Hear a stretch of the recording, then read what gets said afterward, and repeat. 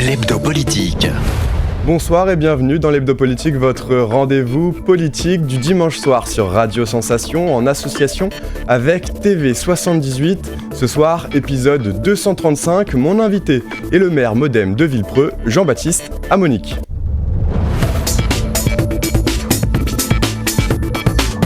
L'Hebdo Politique. Jean-Baptiste Amonique, bonsoir. Bonsoir Quentin. Merci d'être avec nous dans l'Hebdo Politique. Vous êtes le maire de Villepreux et le vice-président de Saint-Quentin en Yvelines, délégué au transport et aux mobilités durables.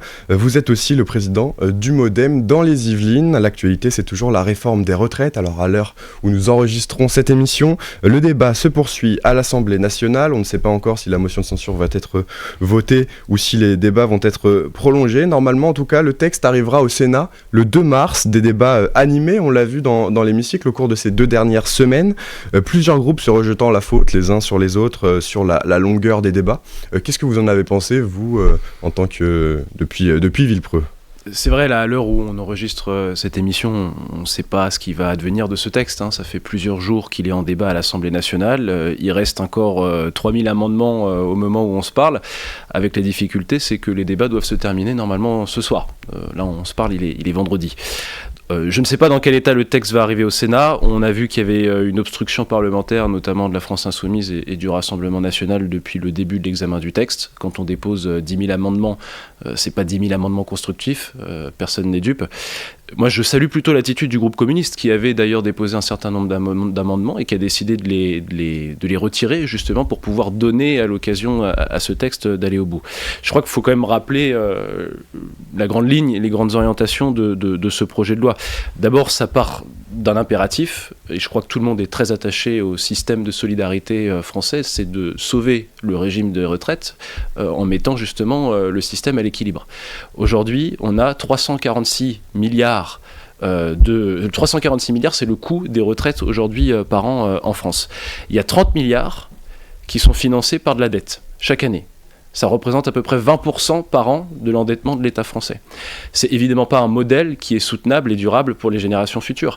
Surtout à l'heure où vous aviez dans les années 70 4 actifs pour un retraité. Aujourd'hui, vous n'avez plus que 1,7 actifs pour un retraité. Ça veut vraiment dire qu'il y a un problème de financement si on veut préserver ce mécanisme de solidarité. Ces dépenses aujourd'hui que j'évoquais, 346 milliards, juste pour que tout le monde se rende compte un peu des ordres de grandeur, c'est 8 fois le budget de la défense, 5 fois le budget de l'éducation nationale et ça représente à peu près 11 fois les dépenses qu'on consacre à l'environnement et à l'écologie. Donc on voit bien qu'il y a un système à réformer et qu'il y a un système à sauver. Après, il y a évidemment plusieurs sujets. Il y avait le sujet des régimes spéciaux et je crois que là, on s'y est attaqué, si je puis m'exprimer ainsi, où il y avait un sentiment parfois d'inégalité et d'injustice entre les différents régimes. Reste encore pour moi 2 zones d'ombre, ou en tout cas 2 sujets sur lesquels on peut encore progresser, la pénibilité. Et évidemment, le travail des femmes qui ont des carrières hachées. Et là, le MoDem, justement, a fait quelques propositions que je trouve très intéressantes qui permettent de valoriser ne serait-ce que le congé maternité, notamment en peut-être leur octroyant des trimestres cotisés supplémentaires. Mais il y a eu des avancées depuis le début quand même du débat. On ne peut pas laisser entendre ça. Je veux dire, on a un âge légal aujourd'hui de départ qui est prévu à 64 ans. Il faut quand même rappeler qu'en France, l'espérance de vie est une des plus longues d'Europe, avec plus de 82 ans, et qu'on est un des pays où on part le plus tôt à la retraite, 62 ans, alors que la moyenne européenne est 66 ans.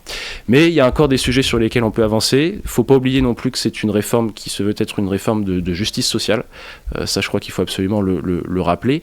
Et là, je crois, et c'est pour ça que je trouve que la proposition récente du MoDem va dans le bon sens, qu'il faut envoyer un message fort quand même à celles et ceux qui manifestent, mais qui considèrent que cette réforme n'est peut-être pas encore aboutie, en tout cas dans l'esprit de solidarité, de dire qu'il faut que tout le monde contribue. C'est l'augmentation, peut-être d'un point, peut-être de moins, des cotisations patronales pour que aussi les entreprises puissent participer au modèle de financement. Ça, je crois que c'est important. On avait calculé à peu près 1 point, c'est déjà 9 milliards de recettes, ce qui veut bien dire que ça peut aussi nous aider à remettre le régime à l'équilibre. Alors cette réforme, elle avait été bien entendu annoncée par Emmanuel Macron lors de la campagne présidentielle. Elle a du mal à convaincre les Français, en tout cas selon les sondages d'opinion que l'on voit souvent. Alors malgré son impopularité, les défenseurs donc, comme vous, dont vous faites partie, rappellent sans cesse son importance pour maintenir ce fameux système. C'est pas une réforme qui fait plaisir. C'est pas une réforme qui fait plaisir, c'est une réforme qui est essentielle. C'est-à-dire que la réforme permettra au régime aujourd'hui d'être à l'équilibre en 2030. Si on ne la fait pas, c'est en 2057 qu'on va avoir éventuellement un équilibre. Donc c'est évidemment un enjeu, certes, de finances publiques, mais également d'autonomie de notre État. Mais comme je le disais, c'est aussi un enjeu de justice sociale. Moi, je suis assez partagé sur l'opinion des Français sur le sujet. C'est vrai que si on fait un sondage, et il y en a eu, on était plutôt aux alentours de entre 60 et 65% des Français qui s'estimaient, en tout cas qui se disaient être opposés à la réforme.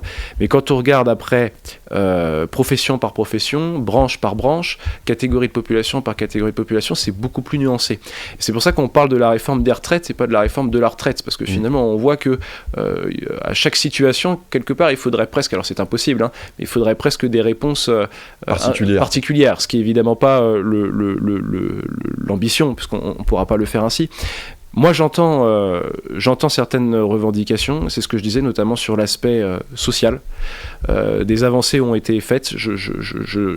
On peut citer Elisabeth Borne, la Première ministre, qui déjà a réussi à faire passer des pensions à 1 200 €. Donc il y a une revalorisation du montant des pensions. Et puis, pour les 43 années d'années de cotisation qui sont plafonnées, notamment pour ceux qui ont commencé à rentrer dans l'emploi un peu plus jeunes. Donc on ne peut pas dire qu'il n'y a pas eu de débat. En revanche, moi je suis très inquiet parce que, encore une fois, à l'heure où on se parle, on peut sortir de l'Assemblée sans texte.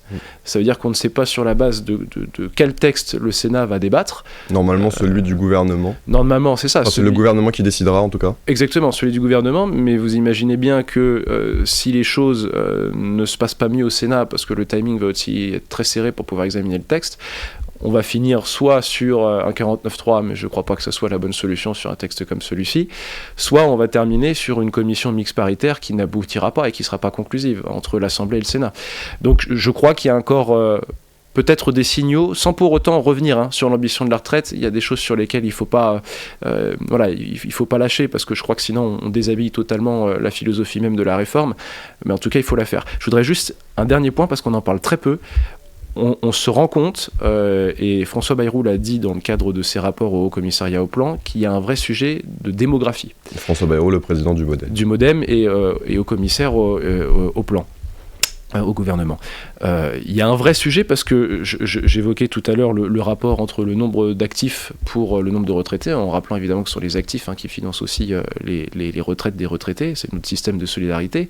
On sera bien content, nous aussi, quand on devra partir à la retraite, que les actifs de demain puissent participer au financement. Bon, on voit qu'il y a une vraie difficulté au niveau de la démographie, et ça se retrouve dans un grand nombre de sujets aujourd'hui de la politique française. C'est pas uniquement les retraites. Quand on parle du logement, quand on parle aussi des transports, il y a le sujet de la démographie. Nous, on commence à penser que il va falloir que l'État français se donne l'objectif d'avoir une politique de natalité. On en parle très peu, mais les députés du Rassemblement national l'ont évoqué plusieurs fois. Et ils l'ont évoqué, et je dois dire que sur ce sujet-là, ils ont raison, même si leur approche du sujet n'est pas exactement celle qui est la nôtre aujourd'hui, mais en tout cas, il faut en parler. Il faut en parler. Alors pendant les débats, les députés MoDem ont également proposé un amendement pour en finir avec les 35 heures. Alors ça a fait réagir vivement la gauche. L'idée donc c'était que si on travaillait un peu plus par semaine, on pourrait donc gagner 2 ans sur notre date de départ à la retraite. Finalement, le gouvernement a rejeté cet amendement. Est-ce que vous le regrettez ? Je pense que le gouvernement l'a évidemment rejeté parce qu'on touche à un totem. À un acquis. Et c'est très difficile de revenir sur certains acquis dans ce pays. C'est un acquis social, mais on voit bien que le passage aux 35 heures a quand même totalement bouleversé les choses. Moi, je ne suis pas favorable aux 35 heures. Je pense qu'il faut donner de la souplesse à chacun, que ce soit du côté des salariés ou du côté des employeurs, justement pour organiser le temps de travail de façon différente. L'idée de l'amendement, c'était pas d'imposer plus de 35 heures pour tout le monde, c'était justement d'apporter cette souplesse. Il y a d'autres amendements qui font sens, on espère qu'ils pourront aboutir, mais voilà, comme je le disais, par exemple sur les femmes, le fait de pouvoir valoriser des carrières qui, malgré elles, sont hachées, et notamment avec un congé maternité qui, plutôt d'être un handicap, pourrait être un bonus Ça, je pense que c'est quelque chose d'intéressant. Et pareil pour un amendement sur les seniors, parce que la difficulté qu'on a aujourd'hui, c'est que les seniors sont de moins en moins dans l'emploi, en tout cas arrivés à leur catégorie d'âge, qui a un enjeu parfois justement à les garder, non pas un peu plus longtemps, mais au moins pour qu'ils finissent leur activité et leur vie professionnelle jusqu'à l'âge de départ. Et là, l'idée, c'était d'avoir des cotisations patronales modulées. C'est-à-dire qu'une entreprise paierait moins de cotisations au régime des retraites s'il y a effectivement des seniors dans ses effectifs. Donc il y a pas mal de sujets et d'idées qui sont sur la table. J'espère que dans les jours prochains et dans les différents débats, que ce soit à l'Assemblée ou au Sénat, toutes ces idées-là pourront être débattues. Et le 7 mars, donc, les syndicats appellent à mettre la France à l'arrêt. Le leader de la France Insoumise, Jean-Luc Mélenchon, a appelé à tout bloquer. Le gouvernement, quoi qu'il arrive, ne devra pas céder à la pression de la rue. Bon, déjà, les débats sur les retraites sont bien dans les hémicycles et au sein de nos institutions qui doivent avoir lieu, c'est pas dans la rue. Après, il y a deux choses. Je pense qu'il faut toujours écouter ce qui se dit dans la rue. En tout cas, faut l'entendre. Moi, je suis pas sur une position dogmatique ou jusqu'au boutiste en disant c'est ainsi, on y va en mode bulldozer et c'est le texte tel qu'il a été déposé le premier jour qui doit passer. L'idée du débat parlementaire, c'est justement qu'on puisse l'enrichir. Et se mettre d'accord les uns les autres. D'accord. Mais en tout cas, tous les appels au blocage, surtout au moment où on va rentrer dans la période des vacances scolaires, c'est toujours de la prise d'otage des Français. On l'a vu à Noël dernier où il y a des personnes qui n'ont pas pu rejoindre leur famille pour les fêtes. C'est toujours très désagréable. On le voit dans le domaine des transports. C'est pas comme ça qu'on arrive à avancer sur une réforme aussi importante. Et donc il faudra avancer ensuite après la réforme des retraites. Emmanuel Macron voit déjà plus loin avec la réforme des institutions. L'heure est aux consultations pour le moment. Beaucoup de sujets sont sur la table. On verra ce qui en ressort. D'abord, est-ce que c'est le bon moment, c'est le bon timing pour cette réforme ? Alors je vais vous dire, le timing sera nécessairement bon dans le sens où cette réforme, on l'entend depuis 2017. Je rappelle que c'est même trop tard. Des éléments, oui, parce que, non, c'est pas trop tard, il faut la faire. Et je suis d'ailleurs satisfait d'entendre le président de la République remettre cette réforme sur la table parce que c'était un des éléments qui a fait que François Bayrou a soutenu Emmanuel Macron en 2017, c'était que Emmanuel Macron avait avancé cette idée de réforme des institutions, avec un point très important. On parlait du Parlement à l'instant et des blocages qu'on peut connaître à l'Assemblée. La fameuse proportionnelle. C'est la fameuse proportionnelle. La proportionnelle, mais pas uniquement. Je lisais dans un article du Canard enchaîné, justement, qui relayait cette information comme quoi le président souhaiterait engager cette réforme des institutions. Le retour d'une proposition qu'on portait il y a très longtemps avec Jacqueline Gouraud, à l'époque où elle était vice-présidente du Sénat et qui avait été aussi mise en avant par le président Sarkozy, c'est le conseiller territorial. Ce fameux élu qui pourrait siéger à la fois au département et à la région. Donc il y a pas mal de choses. Moi, je suis très intéressé par l'idée du président de la République de revenir à un mandat présidentiel unique, soit 6 ans, soit 7 ans, avec peut-être des législatives qui seront décorrélées. À mi-mandat, un peu à l'américaine. Et moi, ça, c'est un système qui me va bien, puisque ça veut dire deux choses. Ça veut dire qu'on pourrait corriger à la fois, non pas les dérives, mais les dysfonctionnements de la Ve République, tout en mettant à la fois du pouvoir du côté de l'exécutif, mais aussi du Parlement. Aujourd'hui, la vraie difficulté qu'on a dans la Ve République, c'est que le Parlement, et notamment l'Assemblée nationale, finalement, a que très peu de pouvoir de décision. Et puis, ça responsabiliserait l'ensemble des forces politiques qui, au lieu d'être dans la joute verbale et dans l'opposition permanente, là, auraient les moyens, en tout cas, de travailler convenablement avec l'ensemble des collègues de l'Assemblée. Vous avez parlé donc de la proportionnelle pour élire les députés de l'Assemblée nationale. Est-ce que ce nombre de députés est trop nombreux aujourd'hui ? Il y en a 577. Est-ce qu'il faut le baisser ou ce chiffre ? Non, moi j'ai jamais considéré qu'il y avait trop d'élus. Ça, je crois que c'est un discours qui est parfois un peu populiste, je trouve. Le sujet, c'est pas le nombre d'élus. Le sujet, c'est l'efficacité de l'institution dans laquelle ils siègent. Et cette proportionnelle, du coup, comment elle s'organiserait selon vous ? Il y a plusieurs possibilités. Ça peut être des scrutins de liste au niveau départemental. Donc une proportionnelle par département. Par département. C'est d'ailleurs le cas dans les départements aussi ruraux, finalement. Donc ça peut être dans les départements, ça peut être à des échelons régionaux. Alors peut-être pas les grandes régions françaises. D'ailleurs, j'ai vu que le président de la République souhaitait peut-être revenir sur le découpage des régions. De certaines régions, notamment le Grand Est, notamment la Nouvelle-Aquitaine. Ça peut s'entendre, mais en tout cas, je ne crois pas que les élus locaux aient envie qu'on redessine totalement la carte des régions, parce que ça nous a fait quand même beaucoup de mal. On a besoin de stabilité. que ce soit peut-être sur 1 ou 2 cas, pourquoi pas, mais pas... Carole Delga, la présidente des régions de France et présidente de la région Occitanie, s'y est déjà vivement opposée. Je peux comprendre de leur point de vue que ce soit compliqué d'engager une nouvelle réforme sur ce sujet-là. Autre sujet aussi, depuis 2017, les parlementaires, que ce soit les députés ou les sénateurs, n'ont plus le droit d'être maire ou maire adjoint d'une ville, d'être président ou vice-président d'une région ou d'un département. C'était la fin du fameux cumul des mandats. Aujourd'hui, la question d'un retour de ce cumul des mandats peut se poser, notamment pour la possibilité pour un député d'être maire d'une petite commune. Qu'est-ce que vous en pensez ? Sur ce sujet-là, moi je trouve que à l'époque, on a pris le sujet à l'envers. C'est-à-dire que on voulait des parlementaires qui soient, j'aime pas cette expression, mais le reflet de la société civile. Et donc il y a eu cette interdiction de non-cumul. Là où je pense qu'on s'est planté, je dis nous, mais finalement c'est le pouvoir politique de l'époque, ça a quand même été voté sous François Hollande. Je crois que le débat n'était pas tant le cumul des fonctions. Ce qui pouvait choquer parfois les Français, c'était le cumul des indemnités, tout en sachant en plus que les élus sont plafonnés à partir d'un certain montant. Et puis la disponibilité qu'on peut consacrer à un mandat. Mais d'un côté, aujourd'hui, quel est le premier reproche qu'on fait aux députés de la législature actuelle et de la précédente ? On les qualifie d'hors-sol. On leur dit ils sont hors sol parce qu'ils n'ont pas d'ancrage dans les territoires, ils ne sont pas élus locaux, etc., etc. Bon, moi je trouve ça dommageable. J'ai travaillé à l'Assemblée, je trouve qu'on a des députés qui font le travail, qui font le boulot. On a une Assemblée nationale qui représente quand même un peu mieux en termes de profil les Français qu'auparavant. Néanmoins, sur le non-cumul, je pense qu'il y a un chemin à faire. L'idée, c'est pas de rétro-pédaler et dire qu'il faut annuler la loi telle qu'elle avait été votée auparavant, mais ne serait-ce que la fonction d'adjoint. Adjoint au maire et parlementaire devraient être des fonctions qui puissent être cumulables. Je crois que c'est important pour un député, pour un sénateur surtout, parce que là on parle de l'Assemblée, mais le Sénat. Le Sénat, c'est quand même la chambre des représentants des communes. C'est quand même très difficile d'avoir des sénateurs qui n'aient pas d'ancrage local. Alors, maire, peut-être, je dirais jusqu'à un certain nombre d'habitants. Ça me paraît un petit peu compliqué aujourd'hui d'être maire d'une commune très dense en population, d'une grande métropole et d'occuper la fonction de parlementaire, peut-être pour des communes un peu de moindre taille, et puis surtout, moi je pense au moins les fonctions d'adjoint. Je crois que c'est important pour un parlementaire d'avoir la tête dans des dossiers territoriaux, locaux, et de garder finalement une prise avec le terrain. On va passer maintenant à la deuxième partie de l'hebdo politique. L'hebdo politique.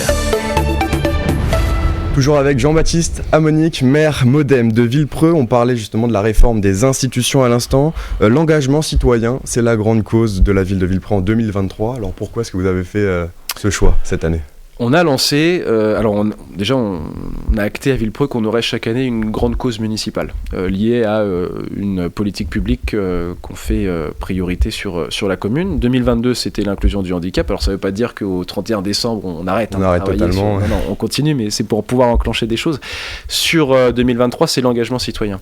Pourquoi ? Parce qu'on parlait de la réforme des institutions. On sent que les pouvoirs publics, quels qu'ils soient, et notamment les collectivités, ont un rôle à jouer dans l'accompagnement de nos administrés, de nos populations, à pouvoir porter leurs projets, quels qu'ils soient, et des projets qui viennent finalement favoriser et encourager la citoyenneté. À l'occasion de cette journée, à laquelle on a Madame la ministre Sarah El Haïry qui est venue nous rendre visite, puisqu'elle est en charge de la jeunesse et notamment du SNU, du Service National Universel, on a mis en avant plusieurs outils, plusieurs dispositifs locaux. On a créé un conseil de la vie locale qui est notre instance de participation citoyenne, qui est composée de plusieurs comités thématiques. On a annoncé la création à venir d'un conseil municipal junior, parce que je crois que c'est dès le plus jeune âge qu'on peut donner l'envie aux jeunes de s'engager, et notamment à un échelon de proximité. Il y a tout le volet aussi accompagnement de la vie et du tissu associatif, parce qu'aujourd'hui je ne crois pas qu'on parle souvent de crise de l'engagement. Moi c'est pas ce que je constate sur le terrain, parce que je croise tous les jours des personnes qui me disent comment est-ce qu'on peut faire pour s'engager, donner un peu de notre temps. Donc on a une société qui reste, surtout à Villepreux, mais on a une société qui reste très généreuse et très dans l'envie de faire du bénévolat et d'être solidaire envers les autres. Mais il faut pouvoir l'organiser. Et donc c'est pour ça qu'aussi dans le soutien à la vie associative, on a une plateforme qui permet de mettre en relation les associations et leurs besoins, et un tissu de bénévoles potentiels, mais qui souhaitent non pas s'engager toute une année au sein d'une même association, mais venir ponctuellement aller aider les Restos du Cœur, participer à l'organisation des manifestations du Téléthon, être commissaire pour une course, voilà. Donc tout ça, on essaye de l'organiser pour le faire vivre. Il y a évidemment aussi le service national universel qui, pour moi, est un magnifique dispositif de l'État qui permet aux jeunes, après un stage, d'accomplir des missions aussi d'intérêt général. C'est de la cohésion nationale, tout simplement. Le SNU, c'est de la cohésion nationale. Et j'espère, en tout cas, la ministre porte ce sujet, et je crois que Emmanuel Macron, le président de la République, est d'accord avec cette idée. J'espère que le SNU pourra être généralisé. En tout cas, nous accueillons des jeunes du SNU à Villepreux, et j'encourage tous les jeunes qui voudraient s'orienter vers cette voie à parler avec eux, parce que c'est vraiment une expérience exceptionnelle. Vous êtes également, Jean-Baptiste Amonique, vice-président en charge des questions de transport et des mobilités durables à Saint-Quentin en Yvelines. Les transports, justement, c'est un sujet très important pour les franciliens et pour tous les habitants de Saint-Quentin en Yvelines. J'aimerais revenir avec vous sur le projet EOL. Clément Beaune, à l'occasion d'un déplacement de Clément Beaune à Porte-Maillot, les élus de la région Île-de-France, Valérie Pécresse, Pierre Bédier, président du Conseil général des Yvelines départemental, Monsieur Siffredi également pour les Hauts-de-Seine et Anne Hidalgo pour la mairie de Paris ont organisé une conférence de presse surprise pour justement critiquer l'action du gouvernement et reprocher donc ses retards sur ce projet, près de 2 ans de retard à cause du Covid, mais aussi 2 milliards de déficit. Les élus locaux finalement rejettent la faute sur l'État. Ils ont raison dans ce dossier ? Non. Je crois qu'ils se trompent parce que déjà, c'est jamais bon d'être dans une politique un peu de la chaise vide et de ne pas accueillir le ministre quand il vient sur un déplacement. Je crois que c'est pas une attitude... voilà, ils auraient pu faire autrement, on va le dire comme ça. Sur le fond, l'État a démontré le contraire depuis 2-3 ans. L'État a toujours été au rendez-vous des transports en commun franciliens. Je veux dire, vous avez évoqué la crise Covid. La crise Covid, il ne faut pas oublier que l'État a quand même alloué 2 milliards d'euros à Île-de-France Mobilité. Il ne faut pas oublier que cette année, il y a une subvention exceptionnelle de l'État de 200 millions d'euros à Île-de-France Mobilité, et c'est cette subvention qui permet à Valérie Pécresse, présidente d'Île-de-France Mobilité, d'avoir une augmentation du tarif du pass Navigo qui reste modéré et acceptable, et de ne pas avoir un pass Navigo qui frôlerait les 100 euros. Et pour EOL, l'État s'y est engagé, et de l'a rappelé, ce sont 605 millions d'euros qui vont être déployés et mis sur la table. Quant au calendrier, il est ce qu'il est. Il a été un petit peu retardé. Je pense que tout le monde peut le comprendre au regard de la période qu'on a traversée. Moi, ce que je regrette, c'est que finalement, cette conférence de presse, elle rouvre un débat de comment financer les transports en Île-de-France.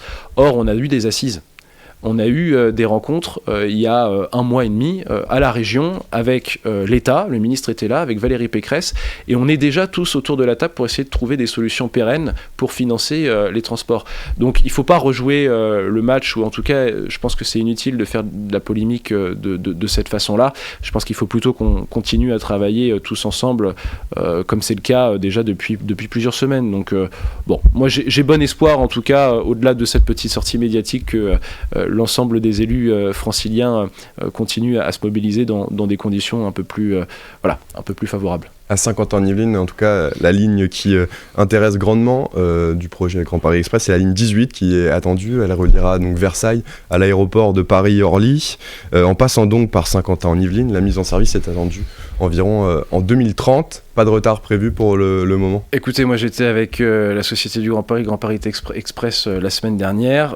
Le calendrier de 2030 est maintenu. Donc pour le moment, les voyants sont au vert. On a d'ailleurs hier soir, en conseil communautaire de l'agglomération de Saint-Quentin-en-Yvelines, à l'unanimité, fait formuler un vœu que la future gare puisse être baptisée Guyancourt-Saint-Quentin-en-Yvelines, celle qui était appelée jusqu'à maintenant Saint-Quentin-Est. Donc les voyants sont au vert. En tout cas, le projet est majoritairement soutenu par les élus de l'agglomération, du département, des parlementaires aussi. Il va apporter un véritable plus au territoire, et notamment sur un territoire où, on le sait, le tissu économique dépend des mobilités et de l'accès au transport. Pour finir cette émission, Jean-Baptiste Amonique, un mot sur ce vote du Parlement européen qui a voté donc la semaine dernière la fin de la vente des voitures thermiques neuves en 2035, une décision qui peut provoquer certaines inquiétudes. On aura maintenant donc 12 ans pour se préparer. Qu'est-ce qui est fait aujourd'hui à Saint-Quentin-en-Yvelines pour se préparer ? Et le message du Parlement européen, c'est clairement passons à l'électrique. Oui, alors moi je considère qu'il ne faut pas qu'on mette tous nos œufs dans le même panier et que le mix énergétique, que ce soit pour la politique énergétique de l'État ou dans les transports, il faut le faire valoir. On ne peut pas dire on met toute notre énergie et toute notre, en tout cas toute notre priorité sur un seul et même mode, que ce soit l'électrique ou autre. En revanche, moi je suis plutôt satisfait de la décision de l'Union européenne. Elle participe à la décision et l'objectif de neutralité carbone à 2050. Là où effectivement il va y avoir un enjeu, ça va être l'accompagnement des particuliers, mais aussi l'accompagnement des industriels de l'automobile. Et c'est là où se situent les plus grosses inquiétudes, forcément. Évidemment. Alors là, je crois savoir que des choses sont prévues du côté de l'Union européenne avec ce qu'ils appellent le Fonds social pour le climat, où un certain nombre de mesures d'accompagnement et de soutien devraient être proposées au secteur de l'industrie. Il faudra, je pense, aussi pousser le marché de l'occasion, la seconde main sur l'électrique, et puis poursuivre aussi avec l'hybride en attendant. En tout cas, Saint-Quentin, on le fait. Alors, on est moins sur le véhicule individuel, encore que, vous savez, on a déployé Start Sky, qui est l'ensemble de bornes électriques, dites bornes IRVE sur le territoire, parce que c'est bien d'avoir des véhicules électriques, mais il faut avoir un maillage territorial en borne qui permet effectivement de pouvoir se recharger. Donc il y a encore du travail. C'est bien que l'Union européenne puisse poser comme ça des actes forts. Maintenant, comme je le dis assez souvent, dans transition énergétique c'est bien, mais transition, faut pas l'oublier, et ça nécessite des mesures d'accompagnement. Merci beaucoup Jean-Baptiste Amonique d'avoir été avec nous dans l'Hebdo Politique ce soir. Je rappelle donc que vous êtes le maire de Villepreux et président du Modem 78. Nous on se retrouve la semaine prochaine pour un nouveau numéro de l'Hebdo Politique sur Radio Sensation. Très bonne soirée à tous.